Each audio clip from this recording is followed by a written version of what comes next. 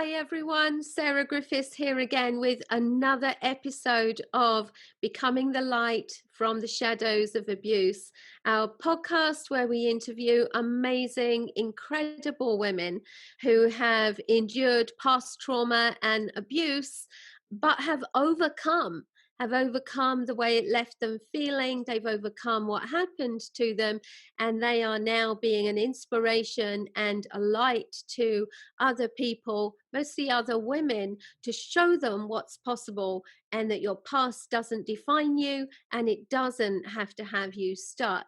So my amazing, fantastic guest today is Anne Miles. I'm going to hand over to Anne in a moment, as I always do, for her to introduce herself.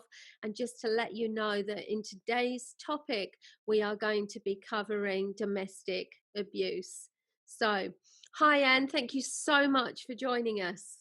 Oh, it's a total pleasure. Thank you, Sarah. I really appreciate what you're doing too. Oh, and I'm always so grateful to. I think it's always so brave of people who realize what I'm trying to do and come on here and are just so open and honest and share their stories. So now, before we hear about your past, Anne, I wonder if you could tell us something about where you are currently in your life, what you're doing. Yeah, thanks for that. I feel like I'm starting life all over in a way, and I'm supposedly middle-aged and all those sorts of things, but it's like a really exciting time. So I've just written a book, which I did with my children as well, and it's called From the Chaos, Insights for Life's Difficult Moments. So I've just done that. That feels really great. I'll be honest, it's been sitting in there for a few years and I've finally got sort of brave enough to get it out. And also I'm like really the ultimate entrepreneur, and I've got my own business as well. It's called Suits&Sneakers, and it's like a pool of all the best marketing talent all under one roof. And being a dynamic sort of the leashes are off me now. It's all been really exciting, and it's turning into a bit of a global company now. So I feel really excited. Thanks. Wow, so much going on. So almost Mm. immediately within the first few sentences, I think you're just going to have captured the imagination of so many women out there who just feel so broken and so worthless, and as if there is nothing ahead, no life, no future, following domestic abuse. And here you are telling them you've written this book, you've got this almost global company. I think it's just so inspiring and so wonderful for people to just hear what is possible and what other people just like them. That's the important thing. Just, you were in their shoes once, and then look at what you've done. I did want to Mm. ask you, so about your book, From the Chaos, before we go back and talk about your past. There was something about the illustrator, wasn't there? Tell Yeah, us that's about the right. illustrator. The illustrations are really super cute. It makes the book almost look childlike, but it's a very like challenging, get your life together to what can you take responsibility for in your life. But the illustrations were done by my son, actually. So both my children worked on the book with me in some capacity, doing sort of artwork and, some administration stuff and things like that. But my son did the illustrations when he was only 11, and they're pretty amazing. So they're amazing. I've got amazing children, but they have been a bit of a handful in the scheme of things too, and they've had to deal with, being around abusive people too. So this has been a really good thing for all of us, actually. Yeah, I can imagine that. And I think that one of the problems that we come across, which I'm sure we'll cover in more depth with domestic abuse, is that the effect on the children is often overlooked. Definitely. Yeah. So we've all gone on a bit of a journey together, actually, over the years. So it's in my recovery, I suppose you could say, I think it's actually not just been me. We've all had to evolve together. And Yeah. there's, learnings as well when you're kind of learning ahead of the game as well, that you go through a phase where you feel like you don't sort of fit with your old crowd as well. So it's a little bit of an adjustment to manage through the whole thing too. They've done a Yeah. great job, and yeah, I'm really proud of them in the scheme of things. And yeah, just looking now at where I am and knowing where I was, I honestly don't think I would have been able to have foreseen this kind of future for myself back then either. So I wish there was a podcast like this where I went, oh, okay, so something's possible. I don't think I had that. I feel like it was just trying to keep my head above water, always just looking for the one step ahead. I think that's a good strategy, to be frank, though. I wasn't looking at No. taking over the world at the time. It was so far off reality, but always looked for, well, what can I do next to, make things that bit easier and that bit better. So one Yeah. step. And that's the whole point, to anyone in that situation thinking, oh my god, I can just about get out of bed in the morning, and I'm Mm, scared to answer the phone, and I'm scared to write an email, and they can't see themselves in that position. Well, mm, you don't have to see yourself in that position.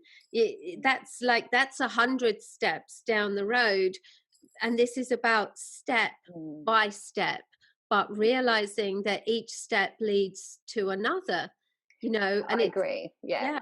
And being committed to that one step, like I did it as a discipline in the end.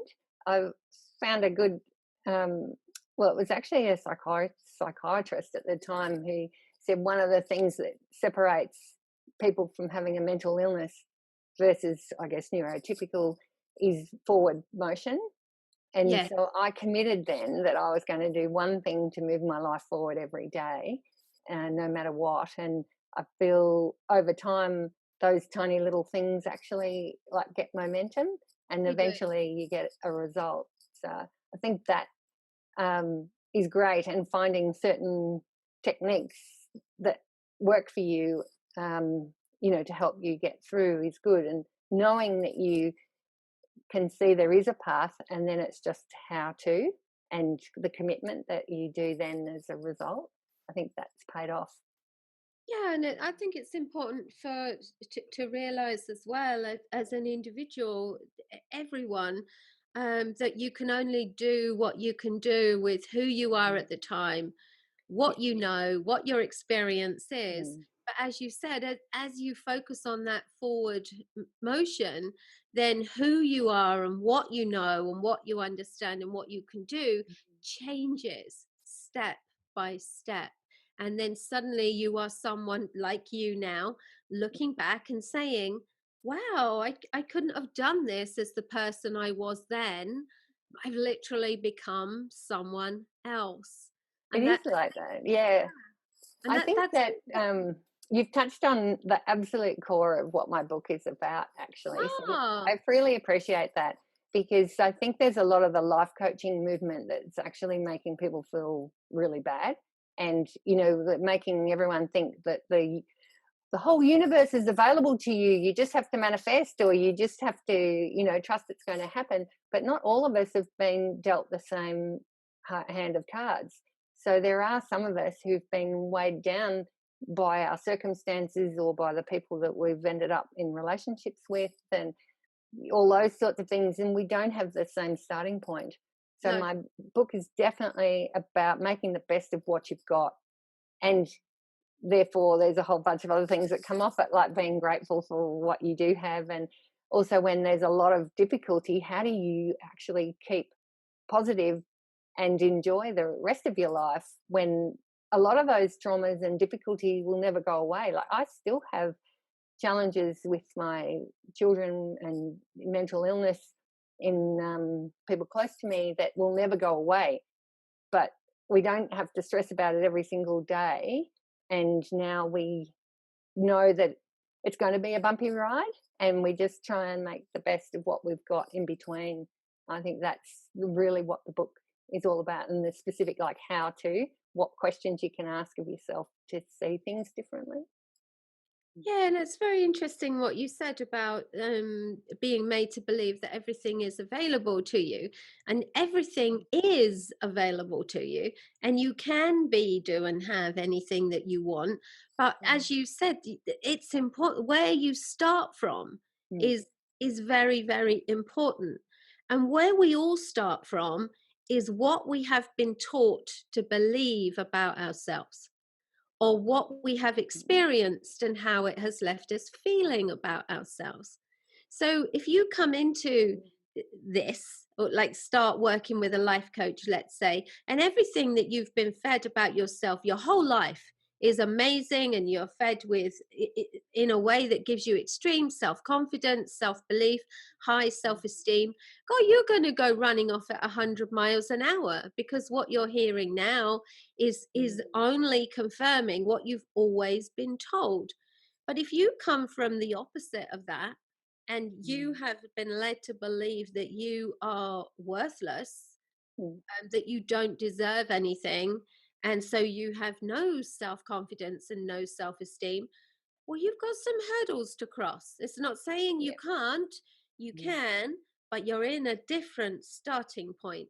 And I think you're very, very right. And it's worth pointing out that a lot of coaching does not take into consideration mm. people's starting point. That's Yeah. so valid.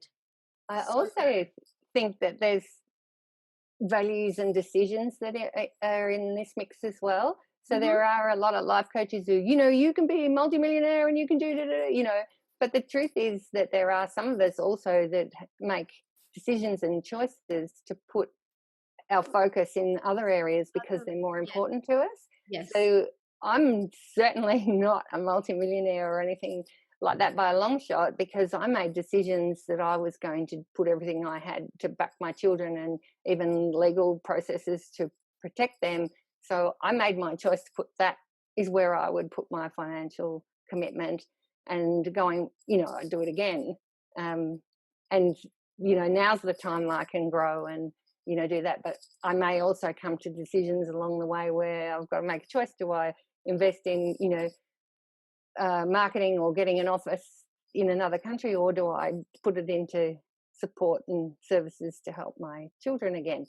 I think it's because my values are that way, I may still do that.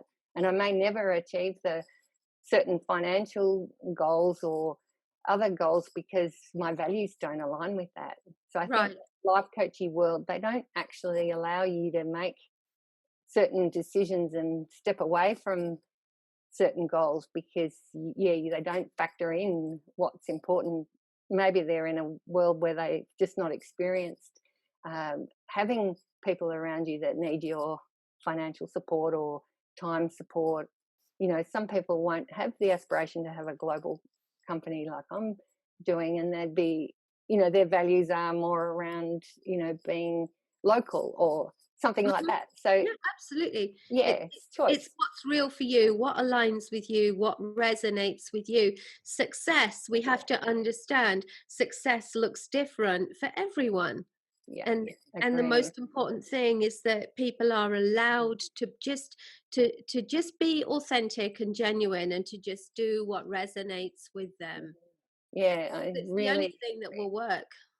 And the yeah, I do. And I think it's just nice to give people the power to choose, yeah, what their idea of success looks like. And, yeah, you know, there's been times when I might have in the past made my decisions be a negative because it was like I hadn't achieved a certain thing or whatever. But when I actually looked at it, I thought, no, I've actually made a choice that is more important and more powerful than that. right, So I right. hope for everyone else, they can just look when you make a decision, is it, you know, like you can't have two things sometimes. So if you can put the positive spin on it, it really helps you, yeah, be more empowered as well. Yeah. Okay. Well, thank you for all of that. Some, yeah, already some great points there. Um, but tell us about you, and how did you get to where you are now? What was it that happened to you in your past that has made it necessary for you to take this journey? Yeah, thanks for that. And I'm in a good place to, you know, talk about it fairly removed now, but definitely there's been times it's been pretty tricky. And, I was passionately in love with somebody. I think for me, I was under the impression that love was about how you felt, and it wasn't always other things like how people talk to you or what their behavior is, uh, and the feeling. So I guess I was in that upbringing where, when you committed to somebody, you really stick at it no matter what. Um, Right. and I think in the end, those things really tripped me up because I was with someone who ended up not treating me appropriately.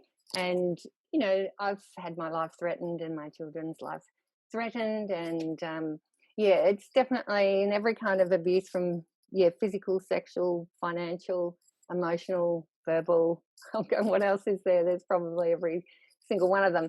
So, yeah, it was definitely challenging. And I think a lot of us don't actually even understand how to define it as well. I think a lot of people think domestic abuse is around like totally violence driven, and that you get thrown against the wall and pushed down. And I'm not at all diminishing, how bad that is, but there's other things that actually equal abuse as well, and sometimes we're not trained to identify them. Yeah, of Um, course. Well, and I so, know from the work that I do that financial abuse, because ah, of the control and because someone mm, just feels so trapped and insignificant. mm, And emotional abuse as well, because it totally diminishes who someone feels they are, and removes their options because they don't trust themselves, they don't believe in themselves, and mm, they believe that they are totally unworthy and that no one else will want them.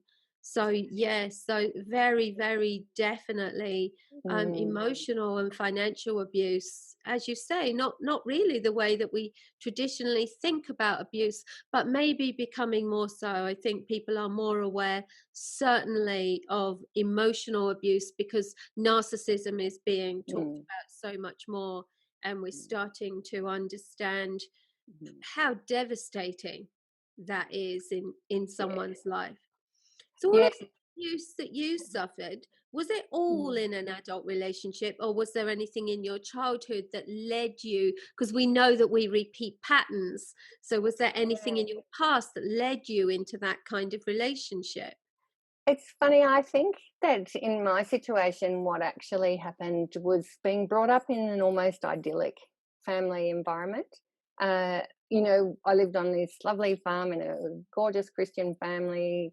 My parents really got on well and were quite loving and passionate to each other. Still to this day, at 80 years old, they're the kind that'll, walk holding hands in the street. So what happened for me is even when they would say, relationships are a bit of a give and take and you've got to, work it out together, and it's going to be bumpy some of the time. But yet my modeling was seeing them so good together. Right, right. I didn't actually know that there were other things existed, if you know what I mean. So I Yeah, think I went so innocently out in the world and I saw nothing but the best in people, okay. and I made choices and didn't see that at all. I didn't even know that it existed in any way. And I think, yeah, I was definitely in a relationship with someone who was narcissistic. So their self certainty is so intense, and then you start to doubt yourself a lot. At the same time, I'm definitely never been anything but like a strong individual as well. So that's a misconception I quite like to correct, because a lot of people go, how did someone who's strong and independent like you end up in a relationship like that? And I feel like sometimes when you are actually more intelligent than the guy and more, and I'm saying guy because in this instance we know that at the moment we're measuring, there are much more violence against women than there are men. At the same time, I'm also very supportive of men who have been in abusive relationships, and I even have friends now that I know they're abusing their husband, but there's no avenue for them to say or do anything about it without coming across as weak, so they don't even have a way to have it measured. So I am fairly agnostic about this, at the same time completely know that there's a lot of men doing the wrong thing, and data's telling us that. Um, yeah, so as a strong woman, I think when you're so challenging, and a bloke who hasn't got the communication skills to make it work with you, I feel like it actually can escalate into a physical and other emotional factors come in, because they don't have the skill to tackle you, if you know what I mean. Yeah, Um, yeah. so a lot of strong women I know actually do attract abuse from men who just don't have a way to deal with it. So I'd really love for people to learn how to fight fair, and learn, how to handle each other in these circumstances, rather than it escalate and escalate. Like, that would be a bit of a dream if I could get that sorted, but I didn't have those skills on board at the time, and unfortunately, so yeah, it did escalate and turn to threats, and yeah, some challenging times, getting pushed on the floor for half an hour over and over so that I couldn't stand up. Like, that doesn't sound torture, but it's actually really torturous when it's happening. Yeah, yeah, Yeah. because you're trapped, you're vulnerable, you're Yeah, powerless. You're that's yeah, it. Yeah. absolutely terrifying. Yeah. Yeah, And then you don't know what they're capable of beyond that. And the next time it's something worse. And, then it's even how you get trapped in a car, or they're going to run over you by driving the car through the house to get you, and all little things like that. It really does add up to being frozen to stay there. I think that leaving was one of the bravest things I've ever done. I still think a lot of people who are in marriages that are mediocre, and even having affairs and stuff like that, I think they're ultimately quite end up. I go, it's a little bit of a weakness, because I know how hard it is. It's it's really the hardest thing you'll ever do is to leave, but I would say the best thing I've ever done as well. But you don't know that at the time, and it's really hard. I definitely think it's easier to stay in, and even put up with stuff that is dangerous or difficult, because you're not rattling the cage. And a lot of times I felt like I could handle him, if you know what I mean. And I got over one thing, and then I might have said, "Don't you ever do that again," and I might have been strong enough to sort of stand up. And in my case, he never repeated the same bad behaviour a second right. time, It was something but with else. something else. So he was sort of manipulating and tripping up on my, well, I didn't know that, whatever, those Yeah, sort of yeah. things. It Yeah. was always something new that he could Yeah. say he didn't know. Okay. Yeah. So he sort of found the way to work around my weakness, I guess you could say. Yeah. Yeah. So it's interesting what you said then about the difficulty in leaving, Mm. because I've experienced this myself, the difficulty in Yeah. leaving a long relationship, even if it is emotionally abusive. And we see it all the time in society, where people will kind of say, "Oh, well, it can't be that bad because she didn't leave," or they say, "Oh, well, you should just leave." So Oh, yeah. Gosh. How many I times? have Yeah. quite a lot to say about that, from my Yeah. own experience and obviously from the work I do.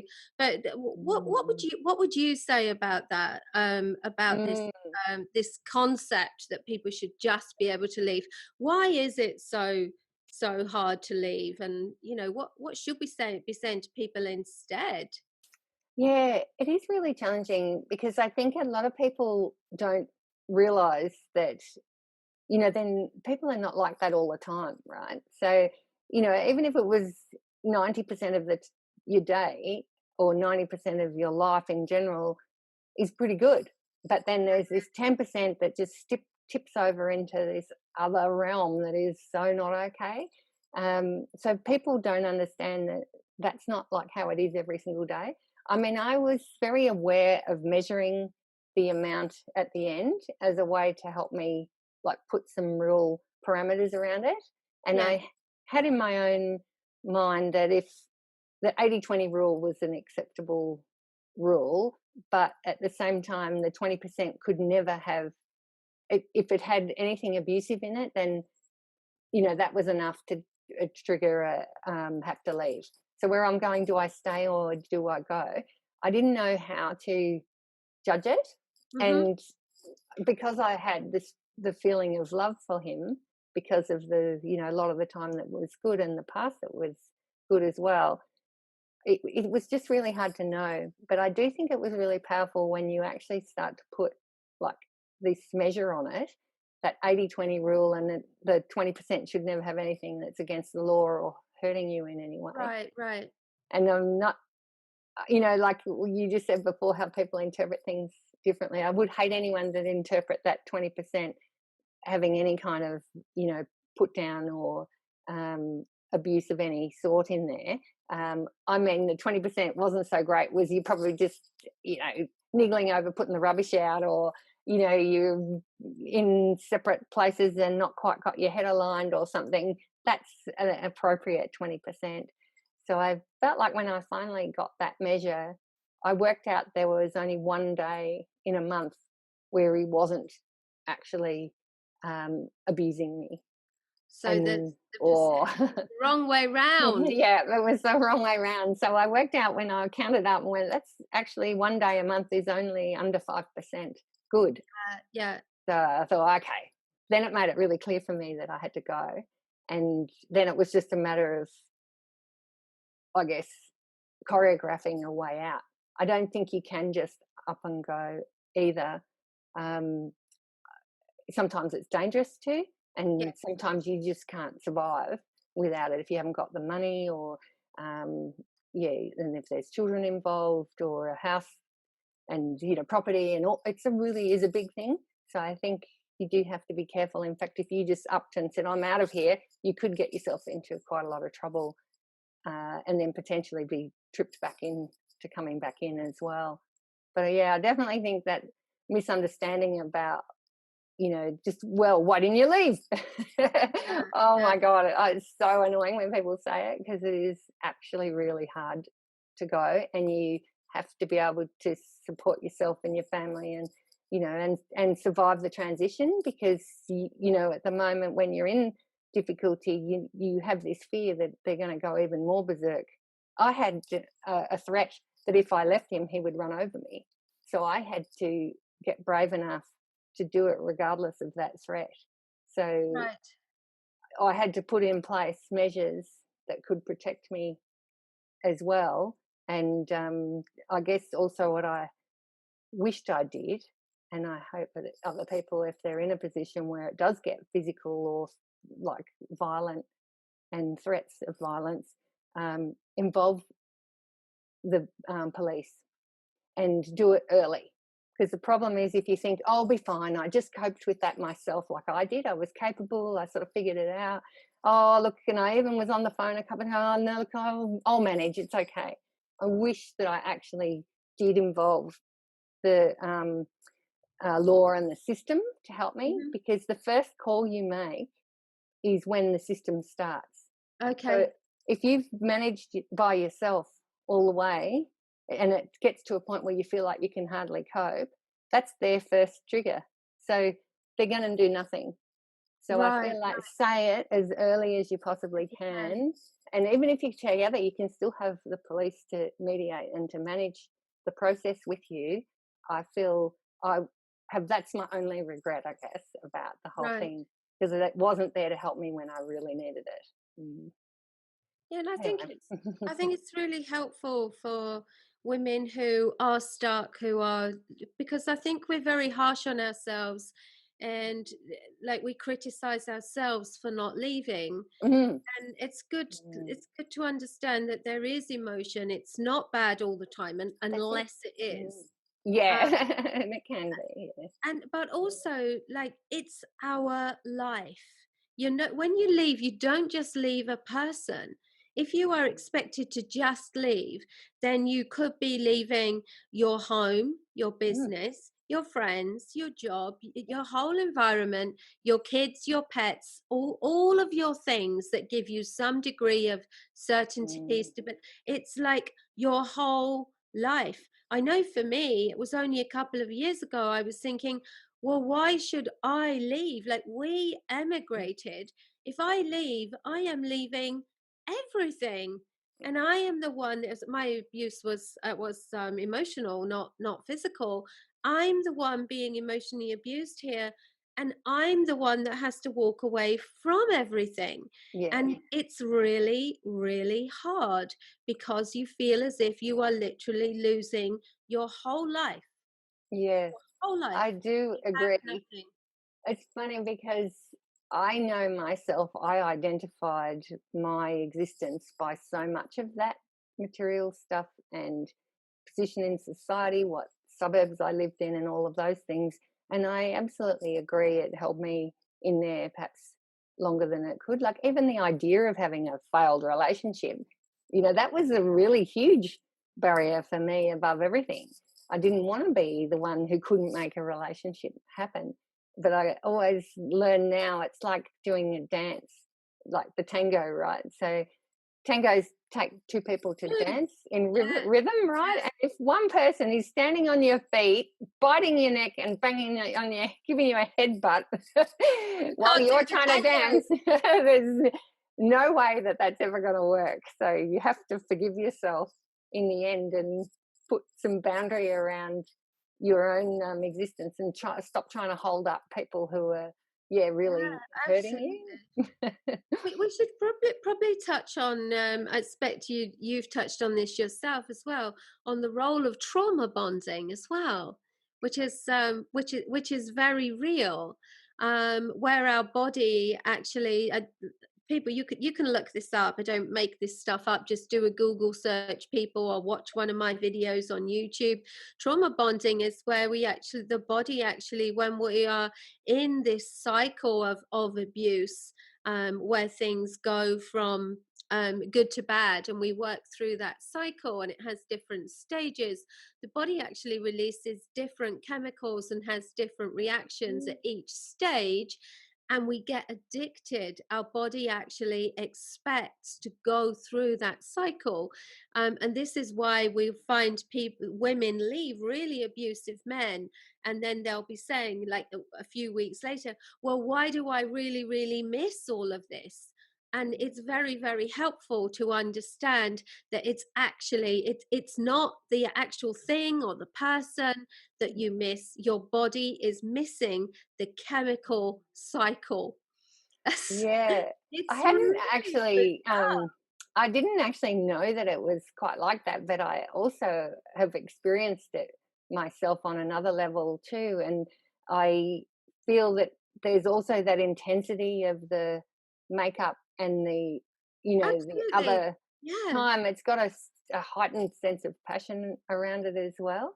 Yeah. So when you come out into normal land, it can be pretty mundane for a little while too. And I've personally had the challenge of making it mean that other men are really boring as well. So I have had to do some work on myself to work out what sort of passion and excitement actually can look like in a different form than ending up like falling back into that same Yes. sort Yes. of person. And Yeah. I'm also one of these people, and everyone's different what kind of people they're attracted to, but I'm really attracted to a very masculine man. I've got a certain amount of masculinity in myself, so I like a really masculine guy. A lot of guys fall into being a bully, uh, rather than have that proper alpha male confidence, which is another whole cup of tea. And a Yes. proper alpha Very male, different. yeah, it's Yes. very different. They're very nurturing, and they're the ones at the front of the pack, making sure everybody's okay, and they stand with self certainty, and they, stand in their own inner confidence. That's not the same as the kind of guy that'll, yell their head off at you or push you or, overwhelm you physically. None of that. So I didn't know that difference. Yeah. I've learned a lot now about masculine and feminine energy, and in fact, my own role in that too. So as a woman, like, I used to have super short hair, and I got to a point where I was afraid being in my own home, and so I got so strong. I went to the gym every day for 15 years for at least an hour, maybe two, and I was so fit and so strong I could throw him off, and so therefore I could protect myself in my own home. Right. But that's And not very it's feminine, not is it? very Because the feminine, energy, is it? no. Yeah. So Yeah. that caused inadequacy in him, which escalated his Of own course. You've got 2 male deflectionism. energies clashing rather than Yeah, yeah, yeah. so I didn't know any other way. I think a lot of women actually do this, and it comes out in complaining and whinging in a lot of other women as well. I think we have to take responsibility for our own behavior. I'm not absolutely never ever would say someone deserved that behavior, but I do know that there were things I could have done to have changed the outcome if I was smarter. And I mhm. knew this stuff now, like I wished I knew what I know now about masculine and feminine energy.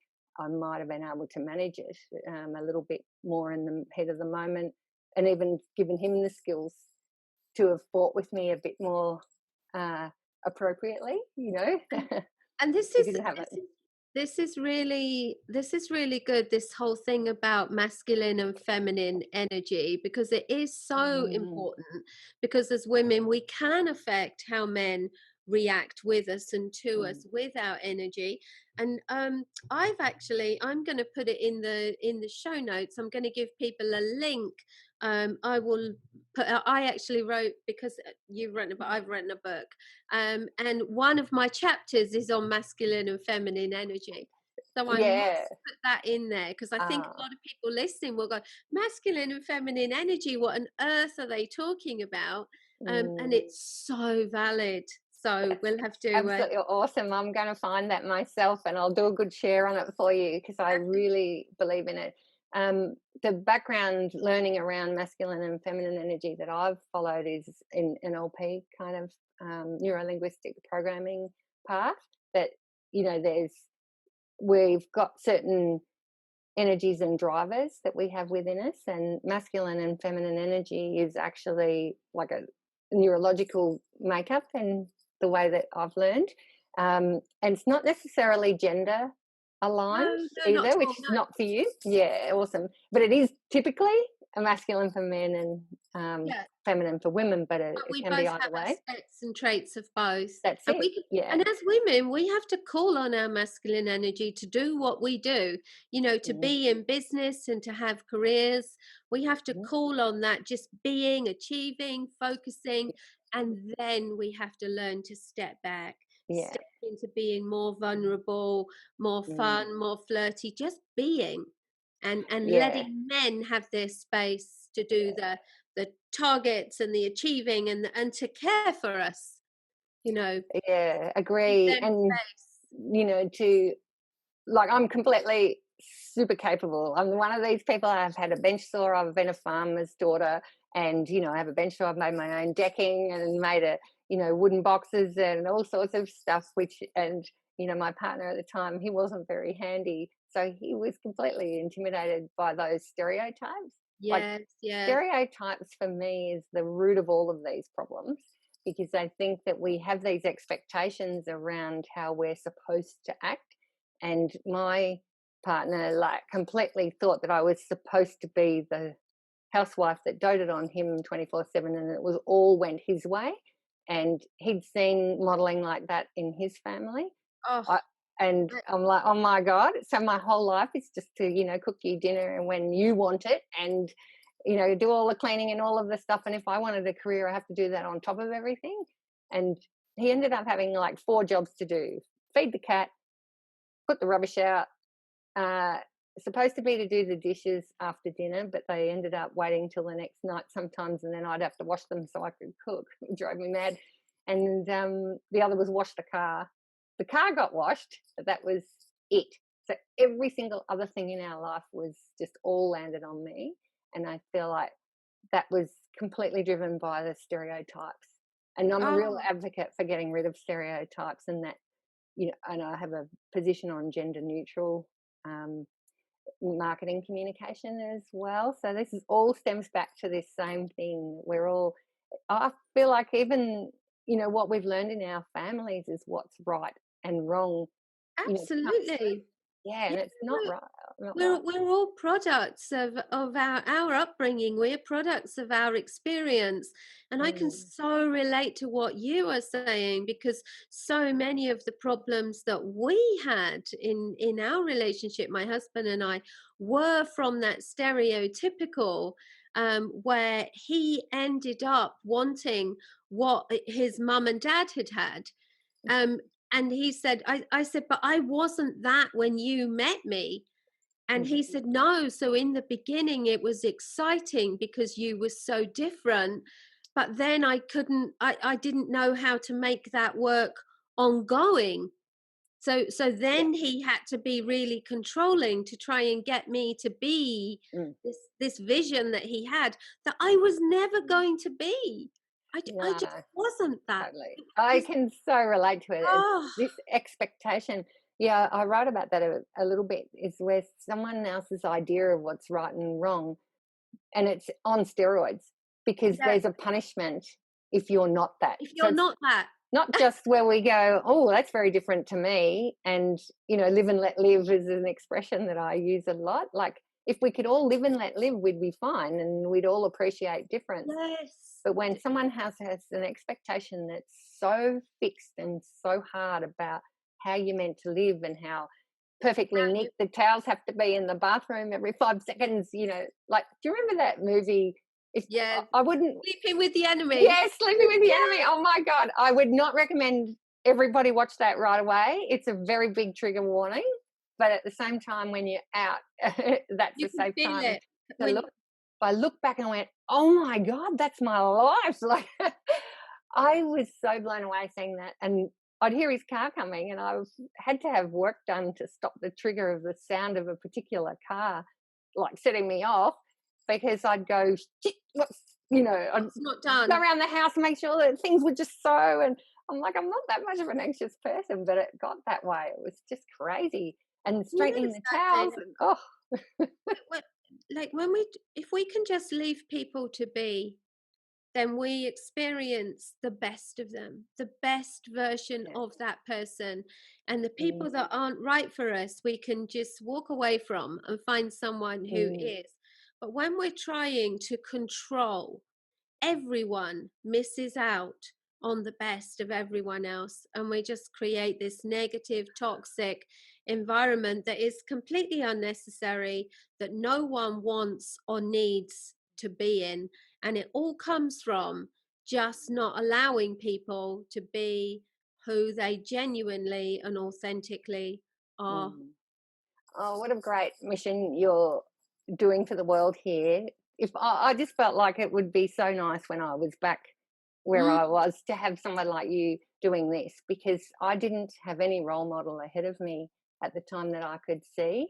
I didn't, uh, I felt like I was completely on my own, and I'm certain so many other people, even listening to this now, have felt that way as well, because it's not something that's very openly uh, discussed in the world. Like, people, mostly everyone wants to put on their best front all the time, yes. and you don't even say out loud. But even it's not tangible to other people. Like, I don't think my partner is that good to me, and then other people go, "Oh, all men are like that," and so I'd go, "Oh, maybe all men are like that," but actually they're not like I was experiencing it. It's just, and I couldn't express it in any way to show what kind of level it was at, or even to say, yeah, if my partner at the time went and got his gun and shot his own car, what that made me feel. Like, Oh, it would be they'd go, terrifying. yeah, no, people go, oh, yeah, he shot the car, yeah, whatever.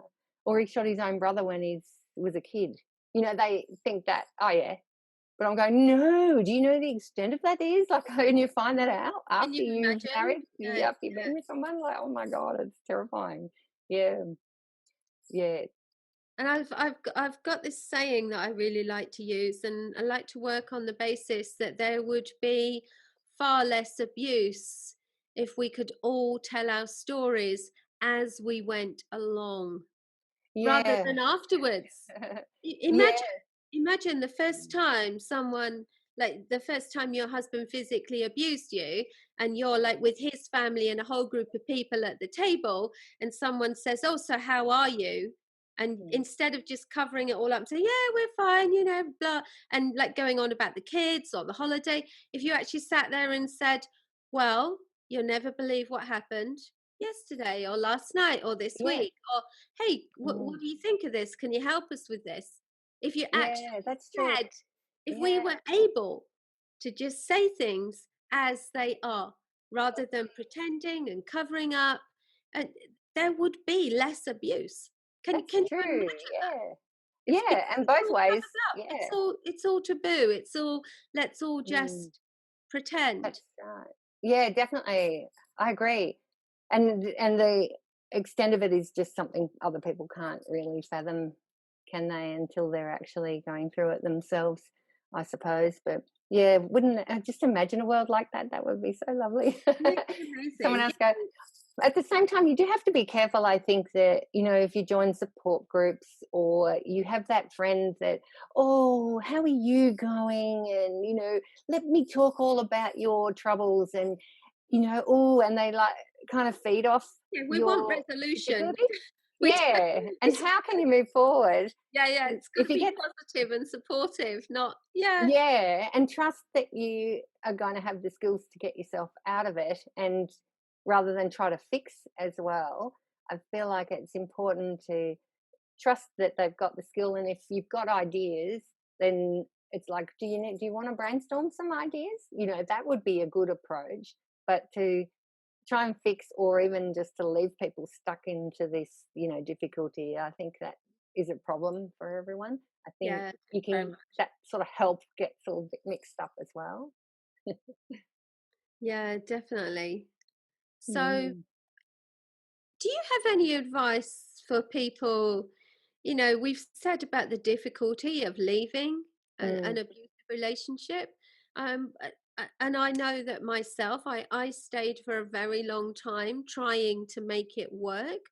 And I did make it better, but I could never make it what I needed it to be. mm. So do you have any advice at all? What's your stance on people who think, oh, they kind of feel guilty.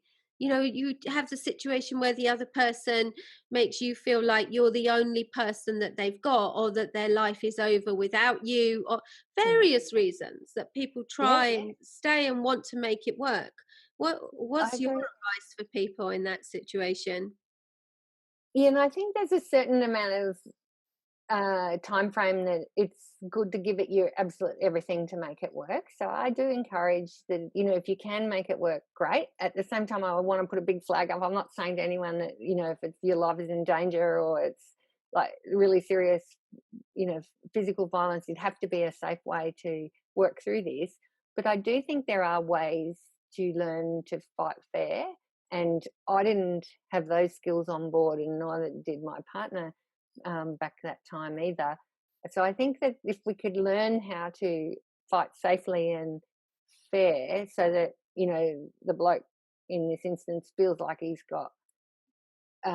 being heard too, and that he's behaving in the right way, that there's a really good technique I'm thinking of in particular, and it is linked to this masculine and feminine energy. So what happens is there is a thing, and a lot of women need to do it, where we just need to do a download. And a lot of times we don't even want anyone to try and fix it. And we certainly don't want anyone arguing with us at the time, because it just escalates. So there's a really good way to argue. And it's actually allowing a man to have that masculine power. And his power is in standing firm no matter what we say. So he's taught to just stand there, and when you blurt out the thing that you're really annoyed about, he stands firm, does not argue, and he'll just say, what else? And then you can go and nail again, go, and you know what, you never put the rubbish out. And and then he Yeah, goes, and what else? And you just keep going, and he's just going to stand firm. He is not going to argue. He's just going to keep saying, what else, what else, what else? We can find different ways to say it, but the same thing. And I've seen this so much in all sort of life coaching training and in demonstrations and stuff as well. It's so amazing. But pretty much what happens at the end is the woman just ends up runs sort out. of self-combusting and bursts into tears, and then he gives her a hug and it's all sorted. I go, oh, I wish that I had that magic formula. But both have to learn But how to it do takes two. it. It takes Yeah, two. Yeah, you can't do that one on your own. you definitely can. So then they also need a way to safely have their own download as well, without the fighting thing too. But Yeah, I definitely wish that I had known that that was a really smart way, and also this um, acceptance that some of us just need time to just go in the heat of the moment, like walk away and then come back and talk about it. I know in my own situation when I was like really cross, if I felt trapped and like actually literally trapped and held into a position, then I would really get like frightened and it would escalate. If only he'd just let me, walk away and calm down and then we could have a proper talk about it. I think if we'd have somehow had that guidance Hmm. to talk through that as a valid thing, because he was so certain in his own mind it had to be fixed right then and there. And, that was dangerous for me at the Yeah, time. It got dangerous. So I yeah. felt like I wished I knew that. I Um, teach something similar actually. oh, And I do. I teach couples too, and they can use whatever words work for them.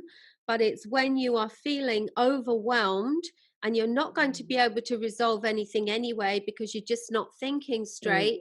And you can, it's your safe word, and you call time out. that's good. I You love that. call time Yeah.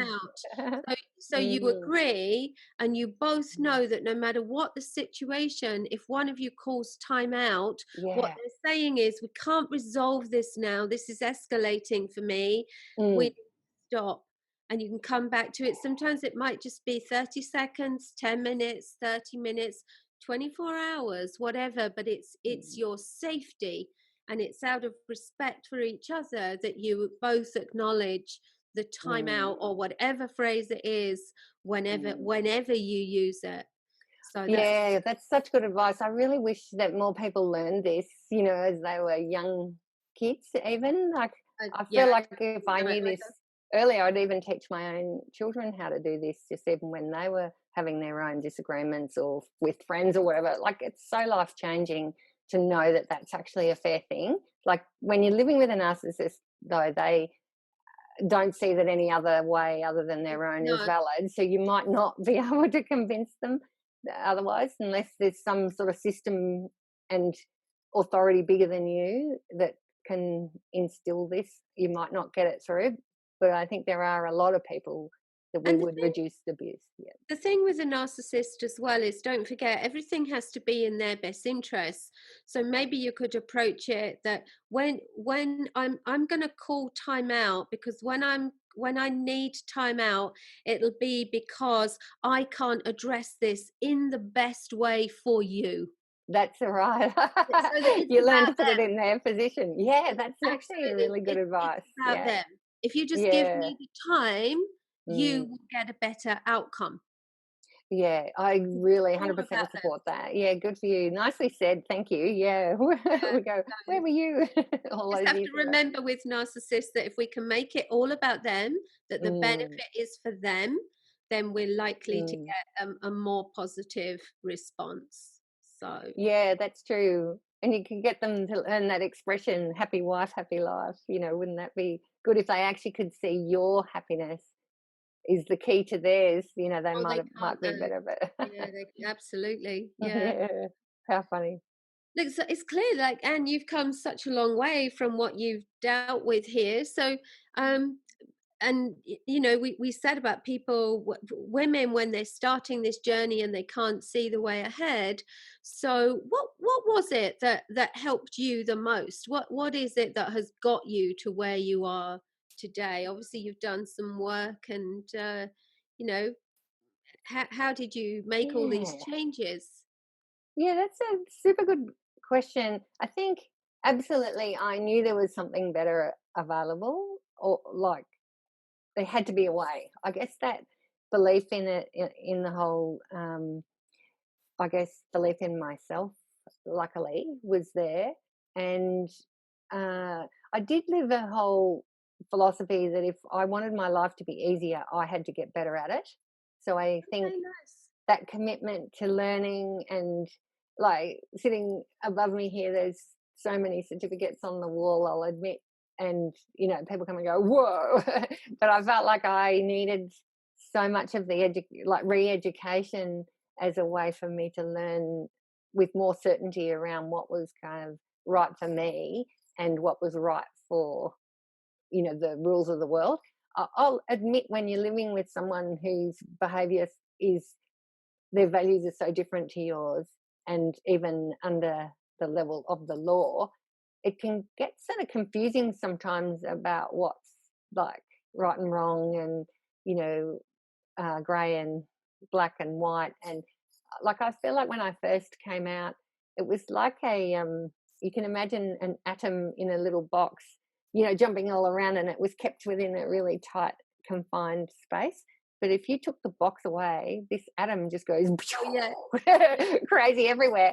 And I felt like it took me a while when I first came out to sort of find out where my own comfort zone was, and what I believed in was important. And you've been living so long under somebody else's control and parameters that it's taken a while to do that sort of test and measure thing. So I do think that was a bit of a path, but I knew that somewhere I would find what was right for me. So I did, like, learning was the number one thing, really, I suppose. Yeah. And I love what you said about taking responsibility here. This is absolutely key as well. You said, I realized that if my life was going to get better, then I had to be better at it. Mm. And that comes down to taking responsibility for change and for your future. And it's so empowering, because when you sit in the space where you believe that everything is happening to you, Yeah. and you kind of sit there as a victim, Mm. and you're blaming everyone else, well, Mm. then you have no power. Because if it's Yeah. all about everyone else, you can't do anything to change that. But Yeah. this idea of realizing that if things are going to get better, then I have to make them better. I have to do something about this. That's very, very empowering, because you Mm. are actually taking responsibility and saying, Mm. well, the person who can change this and do something about this and has a role to play here is me. And that and that Definitely. Yeah. and that is such a phenomenal place to Yeah. be. It That is really super empowering, and at the same time, I think there's like specific, like, tools that you can find, I think, that give you that power when you finally sort of learn. And if I could do the shortcut for some of the things, and I've learned a lot, qualified in lots of things. I think I got 7 qualifications in 2 years or something crazy, because I was so, like, certain there had to be a better way, and I just was trying to find it. But in retrospect, I reckon I would do a shortcut.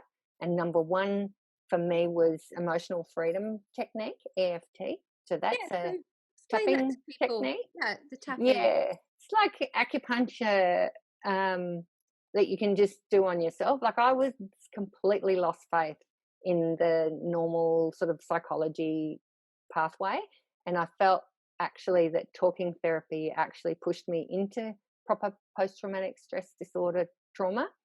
And uh, I know that's not everyone's case, and I'm not criticizing every single psychologist out there, but definitely that pathway of talk, and relive traumatic stuff just pushed me into a point of, like, mental illness, rather than just be a person dealing with traumatic experiences.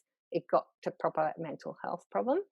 So that just couldn't get through normal kind of therapy type things. And then luckily some psychologist friend of mine said, look, if all else fails, try this thing. And I went, okay, I'm at that point. And so I've looked up this thing, emotional freedom technique. And at that time, there was a gentleman called Gary Craig who was sort of the leader in it. He created it out of a bunch of other similar methodologies. And he had like a DVD set you could buy and teach yourself. And I went, yeah, stuff everybody else. I don't want anything to do with anyone else. I want to do it myself, because I'd lost so much trust. And ironically, once I got the system figured out, it was about 15 minutes that I got past the proper haunting nightmares and, the mental illness part of the whole traumatic thing.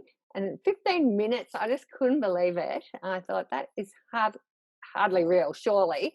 anyway, and so I really immersed in the EFT world to see how successful it was with war veterans and everyone, people who'd been 10 years in debilitating trauma, who couldn't function in the real world. And within a really super fast, short amount of time, they were like back living really functional lives. You don't lose the memory of what you've been through. You just don't get that like electrical Yeah, you charge lose anymore, or the impact. yeah, Yeah, the the way it impact is makes you feel. definitely Yeah. gone. And I was having like I guess you'd call it like a vision. So when something was in my mind, it was like floating here right in my face all the time. This sort of memory was just sort of here, and I couldn't get rid of it. It was like a picture floating in my space. It was like really bad. So that was just gone within 15 minutes. But then you've reminded me, looking at your amazing technique, and I'm going, I wish I knew that back then. But I did fall into other hypnosis based therapies as well. And I reckon those two things as a combination were just so amazing. And I feel like even though I've done so much sort of life coaching work and re-looking at everything that I think about and choices I make, I think that's good. But if I had my time again, I'd just go straight to those two things and then get on with living life, I think.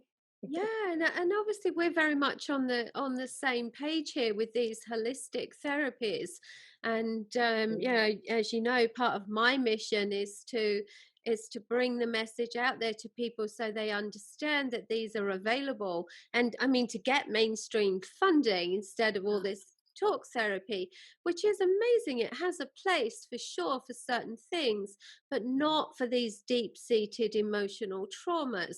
We need these holistic therapies that deal mm, with the mind and the body and energy and all these things mm, in such a different way. But what struck me wasn't it interesting that we know from what we've done, our journeys, the people we work with, we know that these things work, they work fast, mm. and yet the psychologist said to you, if all else fails, Yeah, because why that's not try right. this first? I agree. I Try know. this Yeah. first. Yeah, Save yourself a agree. fortune. Yeah. Save yourself years of therapy. Yeah. Try this first. That's where we Yeah. want to get to. Oh, That's what we want to be the norm. Try yeah. this first because there's Agree. theology, there's Reiki, Mm, and there's no reason why anyone should just use one of these. They're all yeah. complementary and Mm. they are all incredible, along with plant medicine, ayahuasca. Mm. That's going off into another whole thing. But You uh, are. yeah, That's funny. but there's, but all of Yeah. these beautiful, natural, complementary things that we already have within us, and Mm. yet someone says, if all else fails, try this. That's Yeah, why. crazy. That's why I have so many people come to me who've been trying for like 40 years to resolve things, and there's no. No, it's annoying. It's kind of getting down to one of my bugbears is people say, just snap out of it, as if it's a mindset um, condition, Yeah, where it's about, what you choose to make something believe, and your decision about how you see things and how you move forward. It isn't at all. Like, I think when you're in proper PTSD and proper trauma, it's actually in your oh, body. it's in the body. 100% Yeah, electrical, and the memory of something, brings triggers. this terrible feeling in your body, and that, and even the neurology as to what you see in your mind and all of those things, it's a chemical electrical thing, and I don't think talking can fix it personally. And that's why I love what the work you're doing, and there's a rewiring of your subconscious that can Yes, happen, even without you having to talk about it. And with EFT too, you don't have to talk through the emotion of it. You only have to name it and know that it's, the thought is sort of happening in the back of your mind somewhere. And then it's like someone gets the scissors it and cuts breaks it up. the pathway. Yes, Yeah. So we just build a new neural pathway, done. yes.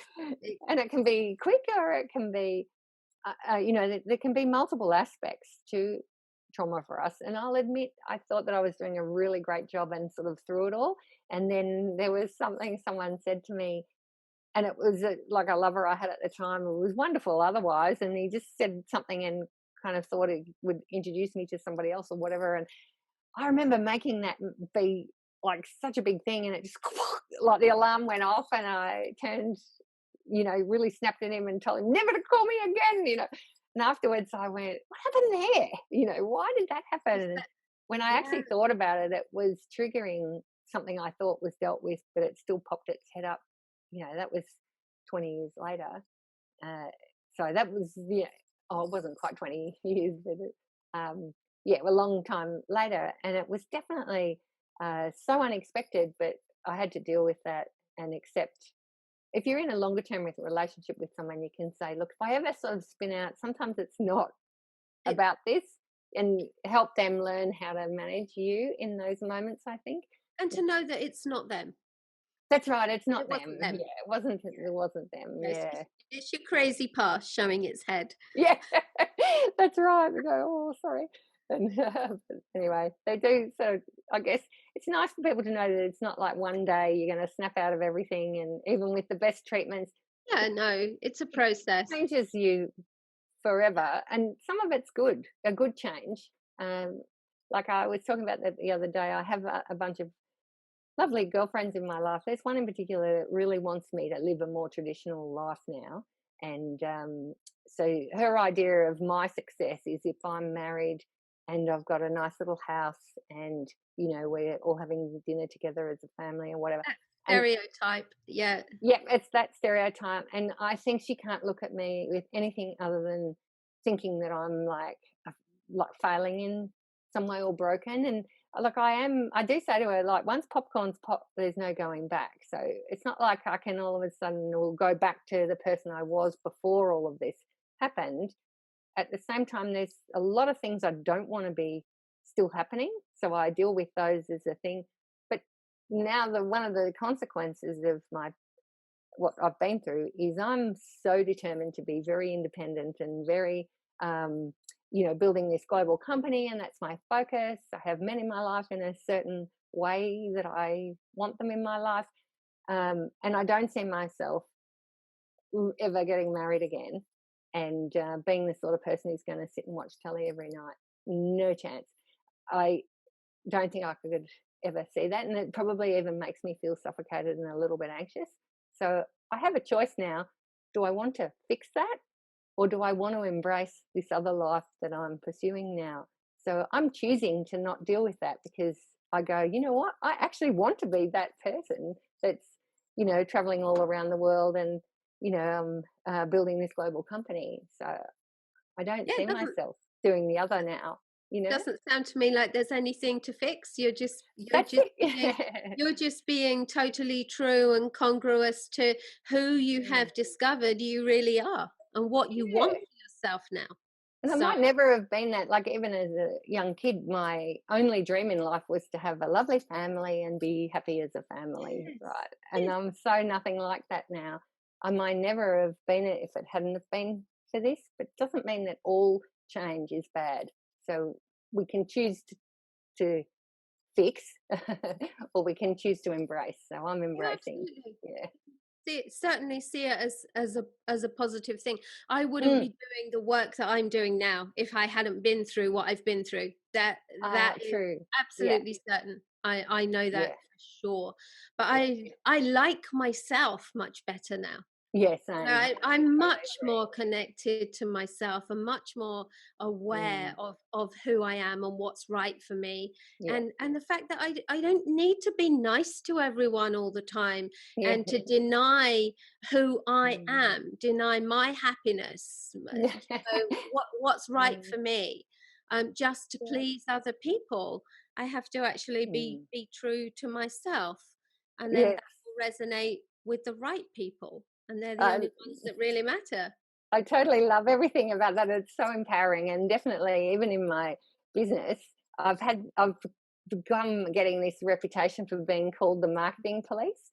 So I actually am like so certain now when someone's being abusive or breaking contract or doing things that are just inappropriate behavior. I've five clients just for being rude to people, and who I've said, if you're going to relate to these suppliers who are putting everything they can into helping you. If you're going to continue to be rude to them, I'm going to let you go.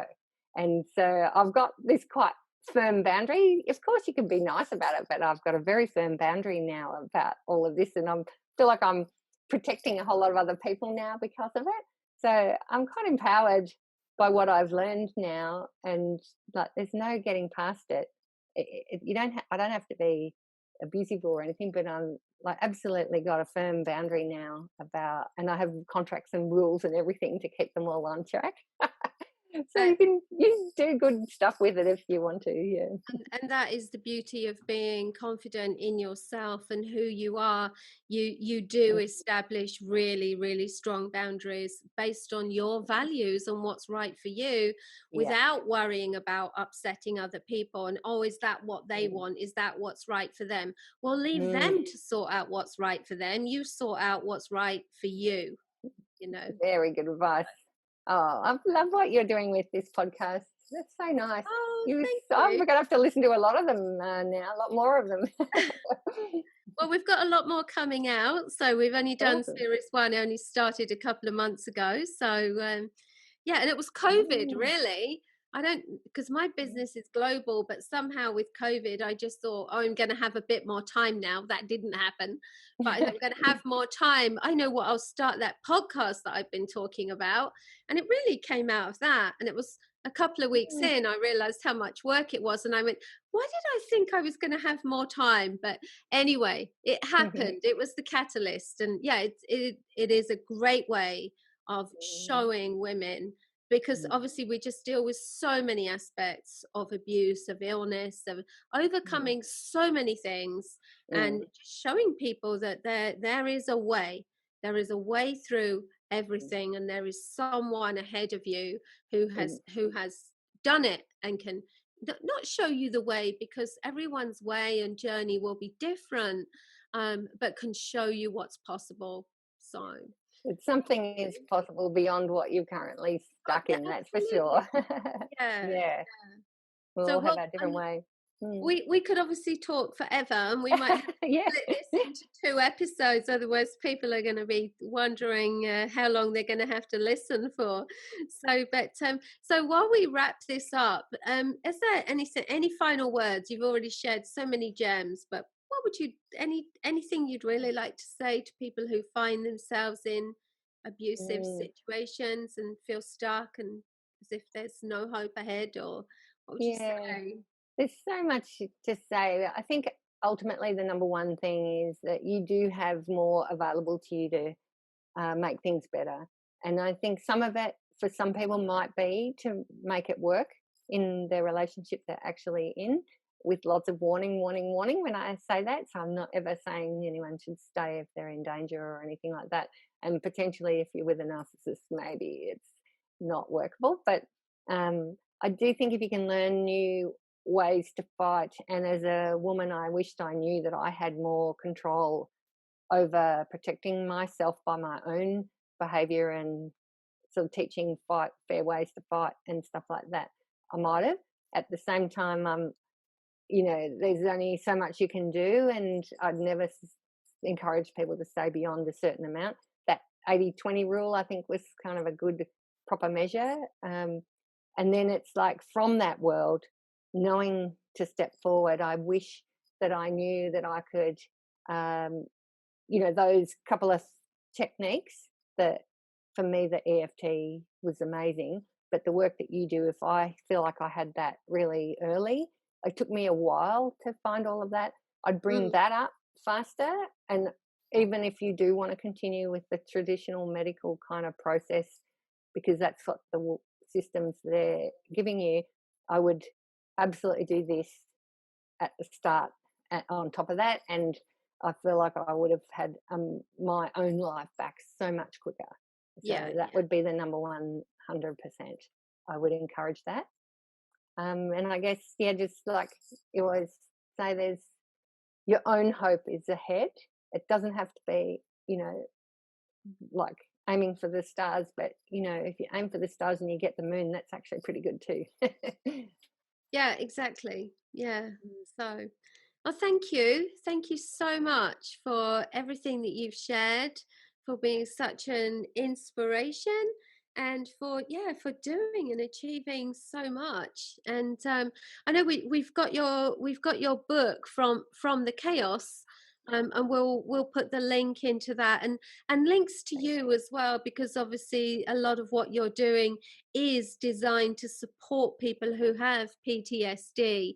So we'll put the Yes. links in the notes for anyone who wants to find out more about that, and maybe just to get in touch with you, because you've got a marketing company as well. So we'll put all of your links in the notes for anyone who's interested in talking to you further. Thanks so much, Sarah. You're such a positive person doing such good things for the world. That's very generous of you, and I feel really lucky to be chatting with you today. Oh, thank you. Really grateful, and yeah, I'll support you any way I can. Anyway, you've done a great job. Thank you. Thank you. And I'm also honoured Mm, by the people that come forward to go on this podcast. It's such a, yeah, it really is an mm, amazing opportunity to be able to do this work and to have people come forward to support it. So mm. thank you so much. Thanks, Thanks so Anne. much. Thank Cheers. you.